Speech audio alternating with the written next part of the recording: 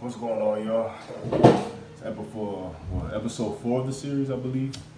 But we're just gonna hop straight into it. Got the Spliff, got the white tea. Got a little ash on me, sorry about that. But we're just gonna talk about fulfillment today. What it means to be fulfilled, possibly the things that can't fulfill you, and how you can find fulfillment in your life. Now, I'm not gonna lie. At one point, I was chasing things, or was looking at things, or I was looking at other people's happiness or the reasons why they were happy, and try to justify it as a reason for my own or how I could be happy. An example of this could be like a car that someone's driving. Even though I'm not too much into cars, you could always look at someone else's car, look at someone else's possessions. Like I said in the first video, an external thing. And just because they may look happy with that item or that possession, you might think that might make you happy. I'm gonna keep bringing up social media just because I truly believe it might be a possible problem, even a detriment to the younger generation and even generations that lie after. And social media actually is a good way to look at how people's wants and desires on the internet reflect in their real life. And they think those things will fulfill them. They think the some odd 1% of celebrities that are living a life that they get paid for on the internet, that those items, possessions, and lifestyles are going to bring them true gratification and true fulfillment. 9 times out of 10, that's not even the case. And if you really talk to a lot of people with money, you'll soon find out that it's not even their money that keeps them happy. It's how they get that money, or how they even get to that point in their life, that grind that actually gives them that fulfillment, that true satisfaction that I was talking about. Because a possession, once you have it, and that's it. There's no after you get the thing. It might be a goal that you had, and striving for that could have brought you fulfillment, but having the thing 9 times out of 10 isn't going to really, when you sit at night, it's not going to be the thing that's on your mind.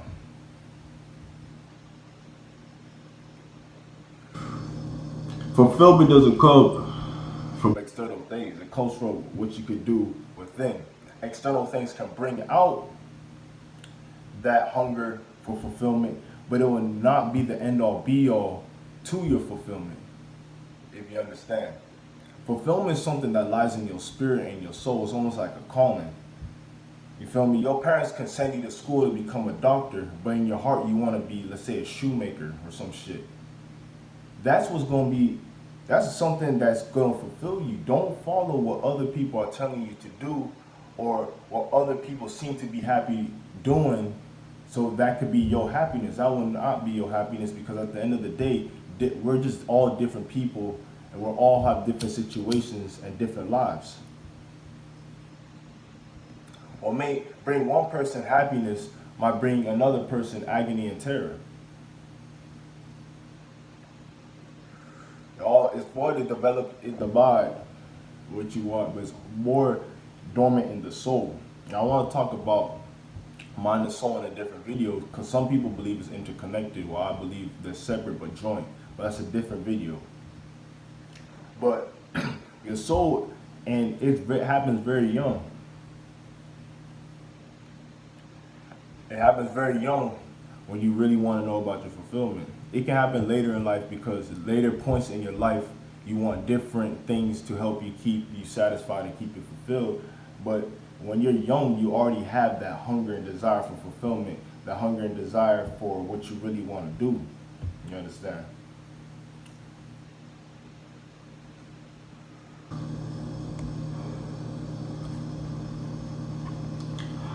So when I say don't follow other people, it really means don't follow other people. I mean, I don't know, I don't like to call people sheep, because at the end of the day, we're people and we're thinking. And at least I hope a good portion of you are aware that you're thinking. That is what some like to consider conscious. So if you are let's say, conscious, and you know that certain things can affect your mood, behavior, and what can truly bring you happiness, you need to tap into that. For example, you may be working a job right now that you hate, that is probably not leaving you fulfilled. Some will even go as far to let that 9 to 5 dictate the next 30 years of their life. And some people really do die unhappy, which is a shame. And I'm not saying everybody's going to achieve eternal happiness, because life isn't always shits and it's not always fucking rainbows. What I can tell you is some people do live more satisfied and more fulfilling lives than others. A goal is not having a lot of money. You understand? I ask a lot of young people, a lot of people in my age group, and the first thing that think that it's gonna ease their mind off things is having a lot of money. Well, having a lot of money, the saying more money, more problems really means more money, more problems if you don't know how to manage it. You understand? But it's funny, certain people can chase things that don't bring them money.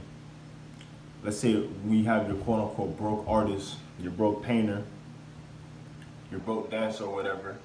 Because a lot of the times fulfillment does lie in the arts, not all the time, but it does. And if they pursue that shit as hard as they pursue a job, eventually an income stream does come through. And they will tell you that the money is nice, but it isn't the thing that's going to keep them fulfilling. The money is a driving factor. I'm not going to say that money is not shit, because at the end of the day, we all know that a lot of the world's problems, a lot of the world's progress, and a lot of the world's excuse me, and a lot of the world's drives and emotions come from monetary things and money. But what I will tell you is, it's not going to leave you fulfilled. And I don't want this to be the topic on the anti-money, but don't think because you got a better job that's going to pay you more that you're going to be more happy in your situation.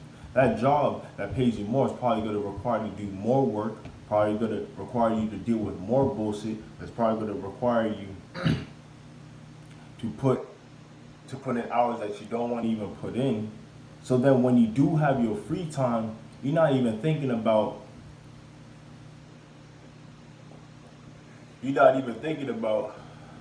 doing something that will fulfill you. See, the trap, and a lot of people want to talk about a 9 to 5 trap, but the 9 to 5 trap is not necessarily working a job, putting those hours, because it takes a certain type of discipline to do something that you don't like for a long period of time. Maybe money might be that driving factor, but it does take an inherent discipline to do that consistently. I'm gonna give people that. But the 9 to 5 trap is really trapping your time. And this is actually a video that I want to get into even farther. Time is a very important concept. But more so, time is a thing that cannot be replaced. This is not the movie In Time with Justin Timberlake, where you have time on your shit and you're able to gain as much time as you want by doing certain things. Time passes like this. Seconds in this video, minutes in this video is already passing. Things I can't take back. So what I'm telling you is that 9 to 5 trap is trapping your time and your energy, which can be replenished, but it does take time, which is irreplaceable, to get back. So it's going to take your energy, sap your energy, to make you do things that you don't want to do. So when you have the little energy that you want to do things that you want to do, you hop into your short-term gratifications. You start buying external shit that you don't need. Start doing things you shouldn't even be doing after work, instead of something that's fulfilling. And then all those talents and shit that you had before are gonna slowly wither away because you weren't working on them, because you're working on things that you didn't want to do. And the thing that tricks you is that money is going to be the fulfilling factor in that. Man, if I put in this 12-hour shift, I'm gonna have some extra money so I can go do this. But what is that this that I'm talking about? Is that this gonna be something that's gonna fulfill you? Is that this a new car that you're gonna like for 3 months and then you have a whole bunch of payments on it? You really gotta think about that in the long run. I'm not working though. I'm not knocking 9 to 5 jobs. Parents did it. But what? And I'm even following that process now. But I understand that's not my end all be all. And I understand that this isn't my fulfillment. It may be corny to say, but shit, these videos might be my fulfillment because I really do like doing these shits. Literally, it's funny, burning this joint in front of this camera, even though I am getting quote unquote up there, and I'm really just doing something that I want to do, it feels good doing it. It feels good. It feels even more good doing this than my job. So that might be a leading path that I might need to look into.